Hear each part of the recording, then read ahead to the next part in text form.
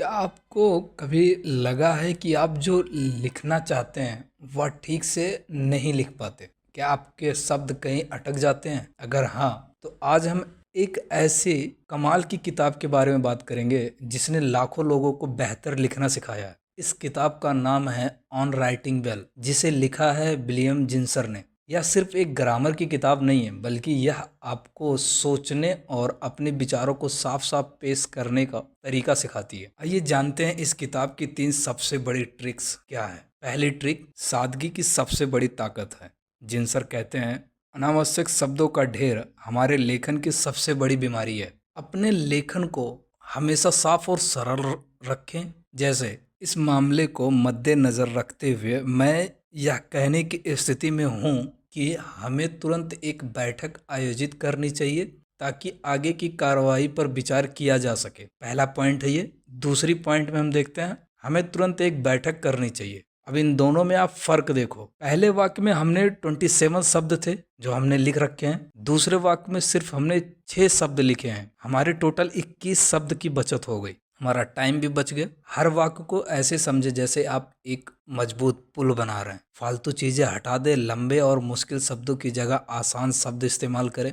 जैसे अनुभव की जगह हम महसूस करना या उपयोग की जगह हम इस्तेमाल करना लिख सकते हैं। दूसरी ट्रिक क्या कहती है, अपनी आवाज ढूंढें। लिखने का मतलब यह नहीं है कि आप किसी और की तरह लिखें। ऑथर कहते हैं बी योर सेल्फ, यानी आप जैसे हैं वैसे ही लिखें। आपका स्टाइल ही आपकी अपनी आवाज है।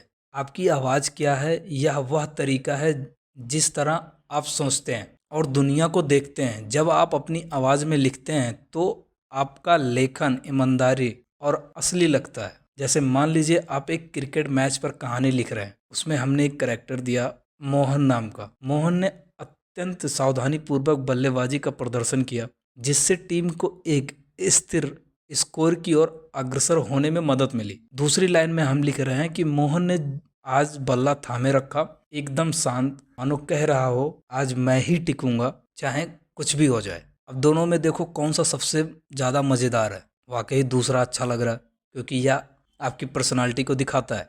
ध्यान रखो, किसी को इम्प्रेस करने के लिए मुश्किल भाषा का इस्तेमाल ना करें। अगर आप मजाकिया हैं तो मजाक करें, अगर आप गंभीर हैं तो गंभीर रहें। बस लगातार एक ही अंदाज में लिखें। ट्रिक नंबर 3 कहती है, हमेशा अपने रीडर्स के बारे में सोचें। आप किसके लिए लिख रहे हैं? जवाब है अपने रीडर्स के लिए। अगर आप उन्हें खो देंगे तो आपका पूरा लेखन बेकार हो जाएगा। पाठक को भ्रमित ना करें, उन्हें रास्ते पर बनाए रखें। जैसे लेखन में एकता बहुत जरूरी है। यूनिटी कैसे लाएं? एक लेख में केवल एक ही पॉइंट पर फोकस करें। शुरुआत और अंत मजबूत रखें। आपके पहले कुछ वाक्य रीडर को तुरंत खींच ले और बता दें कि लेख किस बारे में है। जब आप काम खत्म हो जाए तो वहीं रुक जाएं, ज़्यादा खींचे नहीं। अगर आप जैसे आप चाय बनाने पर लिख रहे हैं तो लेख के बीच में कॉफ़ी के इतिहास पर मत चले जाएं। एक ही चीज़ पर टिके रहें। इससे रीडर को पता रहता है कि वह क्या सीख रहा है। और चौथा पॉइंट है किताब के बारे में। तो यह है विलियम जिंसर की किताब ऑन राइटिंग वेल का निचोड़।